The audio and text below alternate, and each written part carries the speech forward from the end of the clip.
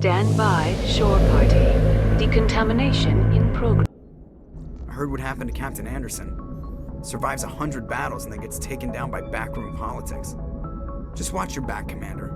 Things go bad on this mission, you're next on their chopping block. Saren's out there somewhere, and we're gonna find him. Everyone on this ship's behind you, Commander. 100%. Intercom's open. If you got anything you want to say to the crew, now's the time. This is Commander Shepard speaking. We have our orders. Find Saren before he finds the conduit. I won't lie to you, crew. This mission isn't going to be easy. For too long, our species has stood apart from the others. Now it's time for us to step up and do our part for the rest of the galaxy. Time to show them what humans are made of. Wherever Saren goes, we'll follow. Wherever he searches for the conduit, we'll be there. We will hunt him to the very ends of the galaxy and bring him down. Humanity needs to do this. Not just for our own sake, but for the sake of every other species in Citadel space. Saren must be stopped. And I promise you all, we will stop him. Well said, Commander. Captain will be proud. The captain gave up everything so I could have this chance. We can't fail. Yes, sir. Commander, something you need? How's the Normandy performing? Is she everything they said she'd be? She's the best ship in the fleet, if you've got a pilot who knows how to handle her. Balance isn't what you'd expect. Takes a while to get used to that oversized drive core we got stuffed in the back, and her power can sneak up on you if you're not careful. The Normandy's probably too much ship for your average Alliance pilot, Commander. Lucky for you, I'm anything but average. I like to know my crew. Mind if I ask you a few questions? I can see where this is going. You did a background check on me, didn't you? Well, I'll tell you the same thing I told the captain. You want me as your pilot. I'm not good.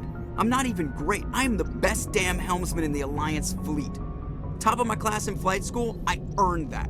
All those commendations in my file, I earned every single one. Those weren't given to me as charity for my disease. I'm sorry, Joker. I didn't even know you were sick. You mean you didn't know? Oh, crap.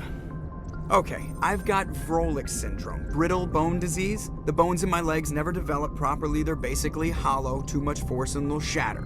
Even with crutches and my leg braces, it's hard to get around. One wrong step and crack! It's very dramatic, but I've learned to manage my condition, Commander. Put the Normandy in my hands and I'll make her dance for you. Just don't ask me to get up and dance unless, you like the sound of snapping shin bones. I need to know more about this Vrolik syndrome if I'm putting my ship in your hands. Yeah, of course you do. It's an extremely rare condition. Nobody knows exactly what causes it. Genetic, maybe. It's treatable, but there's no cure. They classify my case as moderate to severe. I was born with over a dozen fractures, hip, thighs, ankles. My bones were already breaking in the womb. 100 years ago, I wouldn't have survived past my first year.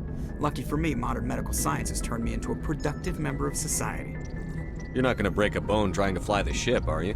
I don't fly with my feet, Commander, so I'm fine as long as I'm in this chair. I gotta be real careful when I get up to take a piss, though. I can do my job as well as anyone on the ship. Better, actually. So don't worry about it. I'm not trying to make you uncomfortable. Let's talk about something else. Whatever you want, Commander. Why does everyone call you Joker? It's a lot shorter than saying Alliance Flight Lieutenant Jeff Moreau. Plus, I love to make little children laugh. I was just thinking how much you remind me of Santa Claus. Look, I didn't pick the name. One of the instructors in flight school used to bug me about never smiling. She started calling me Joker, and it stuck. Why didn't you ever smile? Hey, I worked my ass off in flight school, Commander. The world's not gonna hand you anything if you go around grinning like an idiot. By the end of the year, I was the best pilot in the academy, even better than the instructors, and everybody knew it. They'd all got their asses kicked by the sickly kid with the creaky little legs. One guess who was smiling at graduation? I have to go. All right, see ya.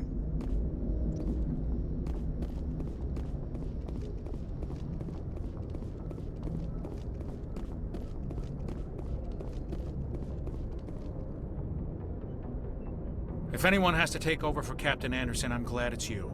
I'm not sure about having non-humans on our ship, though. I'm in charge here, Presley. I decide if we have non-humans on this vessel. Yes, sir. Understood, sir. How did you end up assigned to the Normandy? I signed up with the Alliance as a navigator right out of school, following in my grandfather's footsteps, I guess.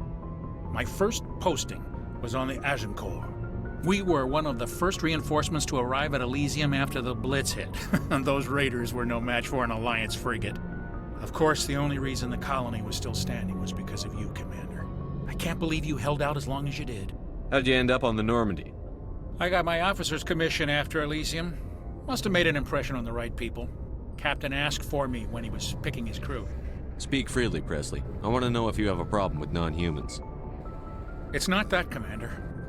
Humanity has always handled its own problems. Saren attacked one of our colonies. We should be the ones to stop him. We don't need their help. This is bigger than humanity. Saren's a threat to every species in the galaxy, and I'll welcome anyone who wants to help me bring him down. I guess so. Maybe I'm just stuck in the old ways of thinking. But don't worry, Commander. This won't be a problem. Carry on, Presley. Yes, sir.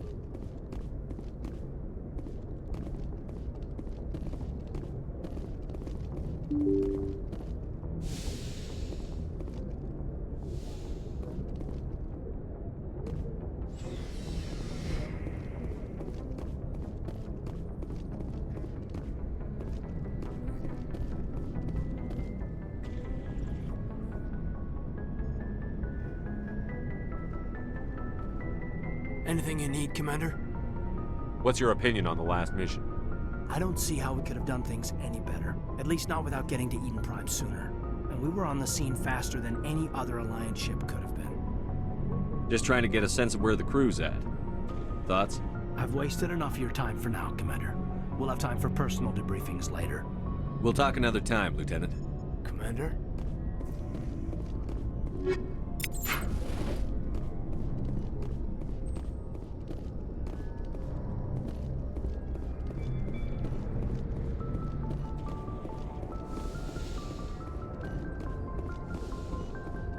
Yes, Commander?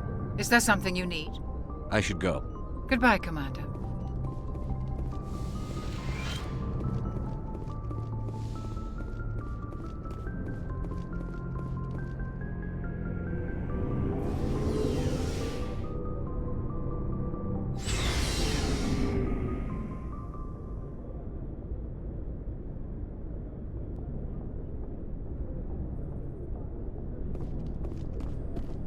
Looking for supplies? Let's see what you've got. You bet, Commander.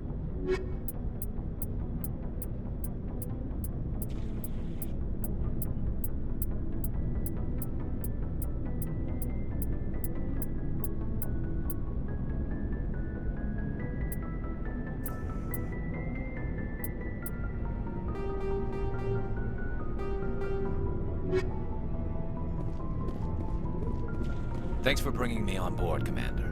I knew working with a Spectre would be better than life at CSEC. Have you worked with a Spectre before? Well, no, but I know what they're like. Spectres make their own rules. You're free to handle things your way. At CSEC, you're buried by rules. The damn bureaucrats are always on your back. For the most part, the rules are there for a reason. Maybe. But sometimes it feels like the rules are only there to stop me from doing my work. If I'm trying to take down a suspect, it shouldn't matter how I do it, as long as I do it. But CSEC wants it done their way. Protocol and procedure come first. That's why I left. So you just quit because you didn't like the way they do things? There's more to it than that. It didn't start out bad, but as I rose in ranks, I got saddled with more and more red tape. CSEC's handling of Saren was typical. I just couldn't take it anymore. I hate leaving. I hope you made the right choice. I'd hate for you to regret it later. Well, that's sort of why I teamed up with you. It's a chance for me to get off the Citadel, see how things are done outside CSEC. Either way, I plan to make the most of this. And without CSEC headquarters looking over my shoulder, well, maybe I can get the job done my way for a change. If getting the job done means endangering innocent people, then no. We get the job done right, not fast. Got it? I wasn't trying to. I understand, Commander.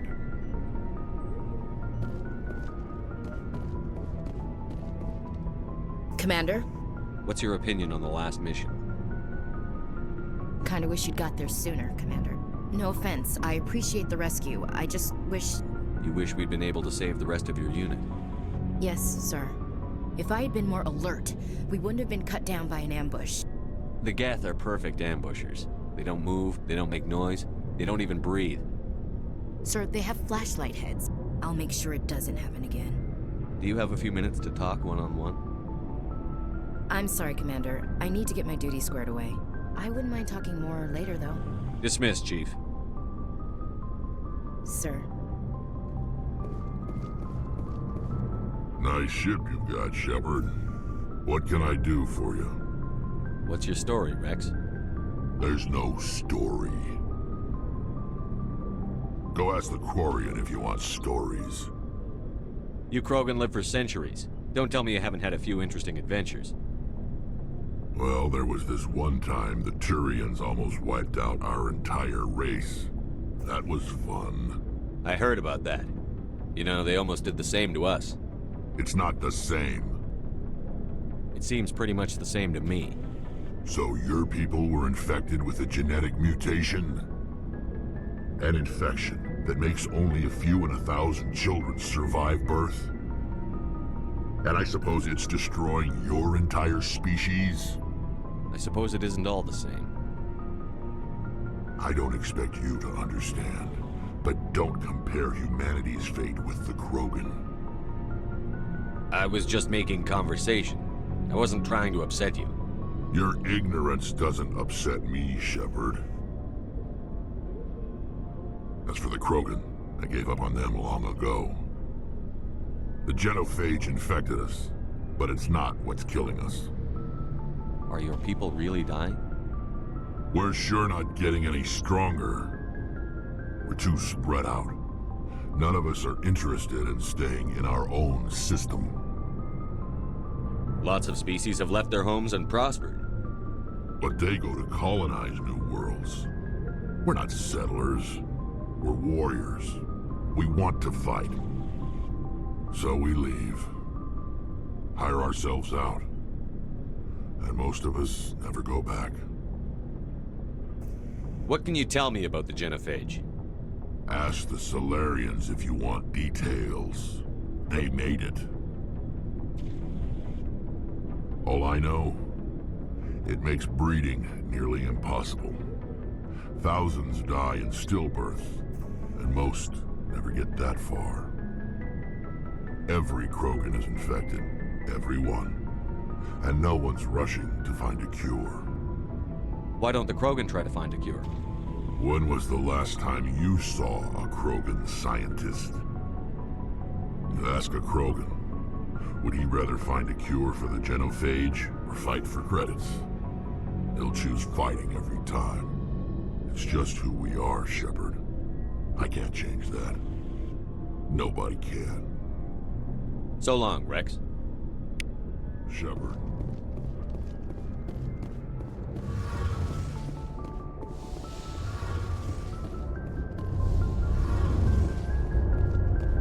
Hey, Commander, you know that Quarian, Tally? She's been spending all her time down here asking me about our engines. I'll tell her to leave you alone. What? No, she's amazing. I wish my guys were half as smart as she is.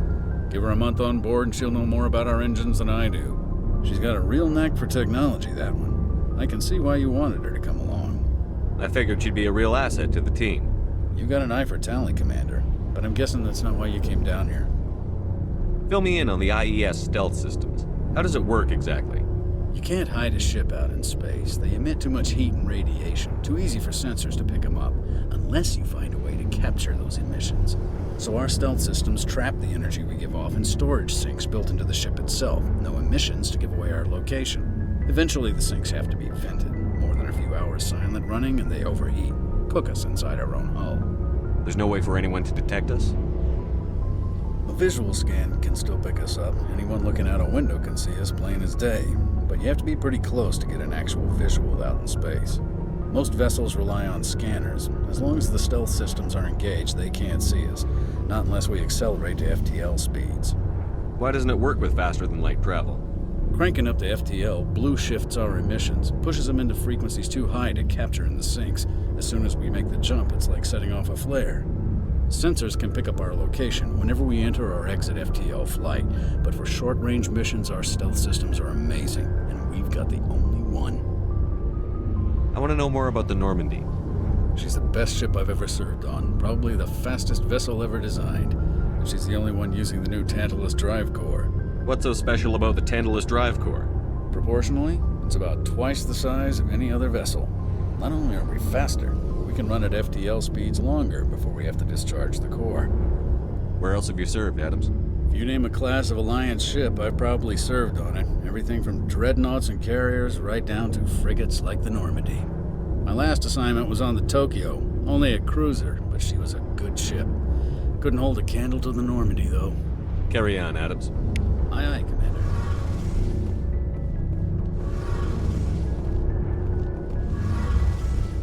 Your ship's amazing, Shepard. I've never seen a drive core like this before. I can't believe you were able to fit it into a ship this small. I'm starting to understand why you humans have been so successful. I had no idea Alliance vessels were so advanced. The Normandy's a prototype. Cutting-edge technology. A month ago, I was patching a makeshift fuel line into a converted tug ship in the flotilla. Now, I'm sitting on board one of the most advanced vessels in Citadel space. I have to thank you again for bringing me along. Traveling on a vessel like this is a dream come true for me. I had no idea you found ship technology so interesting. It comes with being a Quarian. The migrant fleet is the key to the survival of my people. Ships are our most valuable resource. But we don't have anything like this. We make do with cast-offs and second-hand equipment. We just try to keep them running for as long as we can. Some of the fleet's larger vessels date all the way back to our original flight from the Geth. I can't believe your fleet's still using ships that are 3 centuries old. They're constantly being repaired, modified, and refitted. They aren't pretty, but they work. Mostly. We've tried to make ourselves as independent as possible on the flotilla. Grow our own food, mine, and process our own fuel. But some things we just can't make on our own. A patch to maintain the hull integrity requires raw materials we just don't have. That's why our pilgrimages are so important. I want to know more about the pilgrimage. When my people reach maturity, we leave our birth ships and seek acceptance with a new crew. It's necessary to maintain genetic diversity among the fleet. But no ship wants to accept someone who will be a burden on them. So, to prove our worth, we embark on a pilgrimage. We set out alone, leaving the flotilla and our families behind us. We only return once we have found something of value we can bring back to the fleet. This is presented as a gift to the captain of the respective ship we wish to join. If the gift is accepted, we are welcomed into the crew. Can a captain choose to reject the gift? That doesn't happen often. Most captains are eager to increase the size of their crew. It increases their own standing in our society. Even when a gift is not particularly valuable, the captain usually accepts it out of a sense of tradition. However, there is a stigma to presenting a substandard gift. It's not the best way to make a good impression on a new community. Most pilgrims don't return until they find something worthwhile. I can't believe they just send you off alone. It's not like they just cast us out. Before we leave, we are given lessons in how to survive outside the flotilla, and given gifts to help us on our journey. We also receive implants to fight off sickness and disease. Generations of living in an isolated and highly controlled environment have left our immune systems weaker than most. By the time we leave the fleet, we are well equipped for the pilgrimage. This is a rite of passage for all Quarians. If it were dangerous, our numbers would suffer. Virtually every pilgrimage ends with a triumphant return and the ritual presentation of the gift to one of the fleet's captains. I want to talk about something else. Like what? I want to know more about the Geth. I doubt I can tell you anything you don't already know. It's been almost 3 centuries since they drove my people into exile. All I know is the story of their origins, what they were when we created them, and how they turned on us. Interesting. The Geth were originally created to serve as an automated manual labor force. Initially, their intelligence was as limited as any VI. Over time, we made small modifications to their programming to allow them to perform more varied and complex tasks, bringing them closer and closer to true AI status. How come the Council didn't step in and stop you? This wasn't true AI research. We may have been skirting the bounds of the law, but we never did anything that was actually illegal. The changes were so insignificant, so gradual, that we were able to control them. Or so we thought. But one thing we underestimated was the power of the neural network. A million Geth thinking simultaneously created an inherently unstable matrix. So, the Geth share brain power? Many of the Geth's logic systems were designed to work in concert with other nearby Geth. Basically, the more of them you have in the group, the smarter they are. So there's some sort of group consciousness? No, nothing like that. They cannot share sensory data or information. Their programming cannot handle that much simultaneous input. Each Geth maintains an individual awareness and identity. The neural network only operates on a process-based level. It's basically the synthetic equivalent of a subconscious. But when they're in close proximity, they can coordinate low-level functional processes, freeing up more capacity for original or independent thought. That doesn't make any sense. I'm probably oversimplifying. The Geth are incredibly advanced and complex creations. All you need to know is that they get smarter when they gather in large numbers. As we built more and more Geth, their effective intelligence became more sophisticated, more abstract. One day, a Geth began to ask its Quarian overseer questions about the nature of its existence. Am I alive? Why am I here? What is my purpose? As you can imagine, this caused a near panic among my people.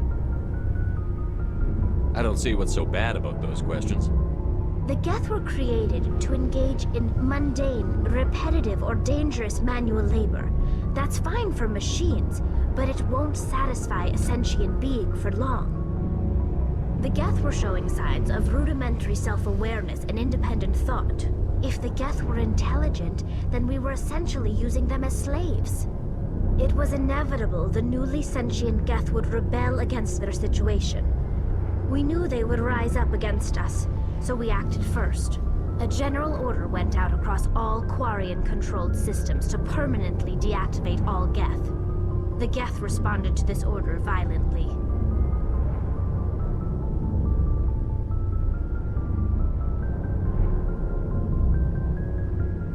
You can't blame them for fighting for their survival. We had no other choice.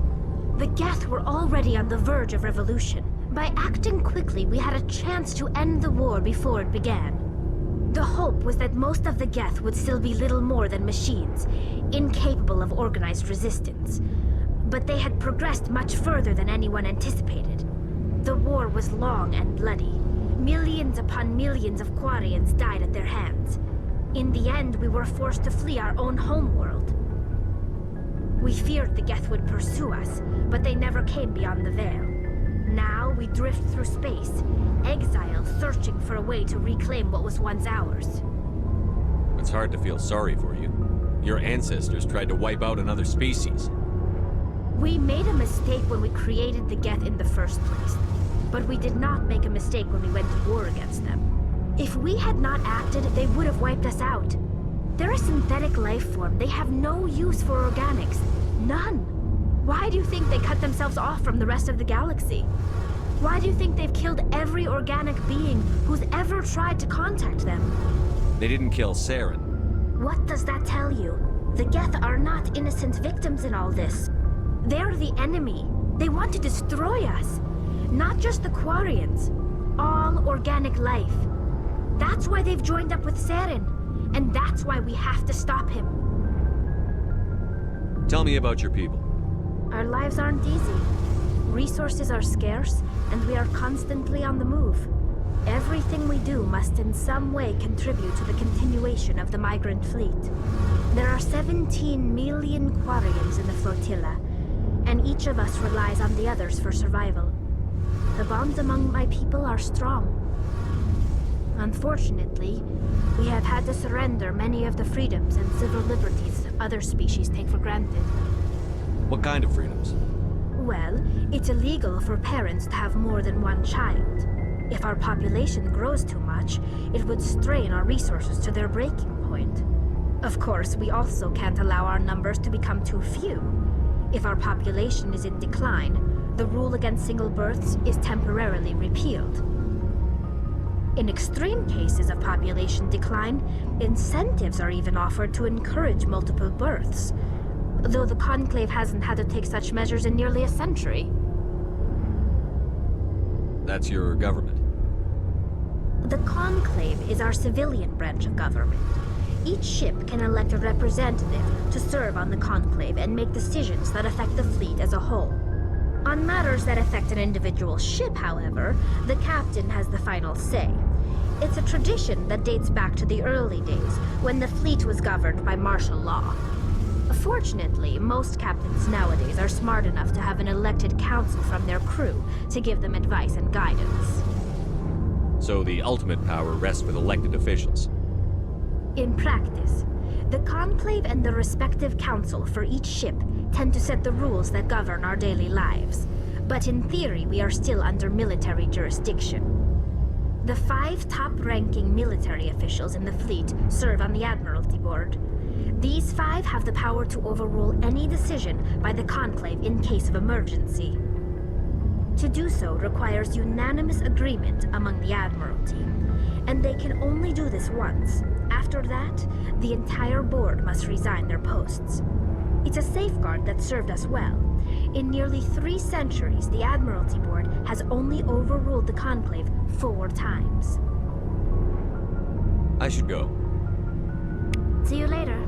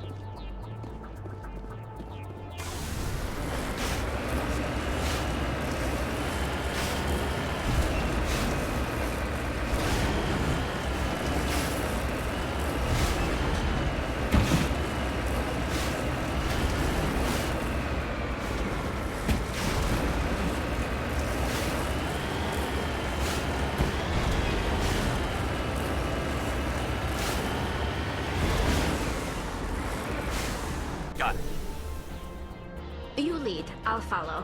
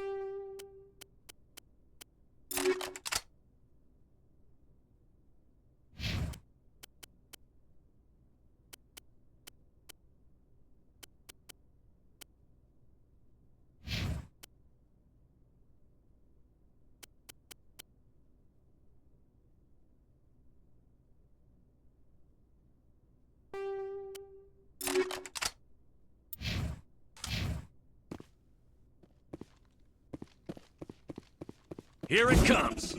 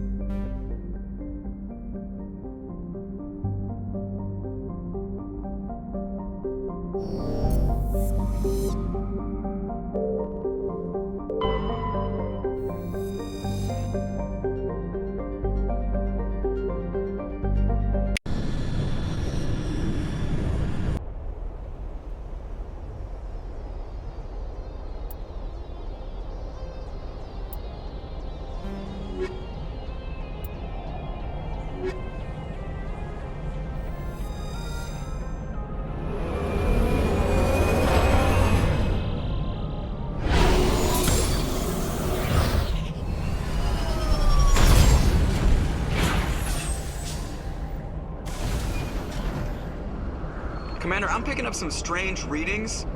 Really strange, like off the damn charts. It looks like it's coming from an underground complex a few clicks away from the drop zone.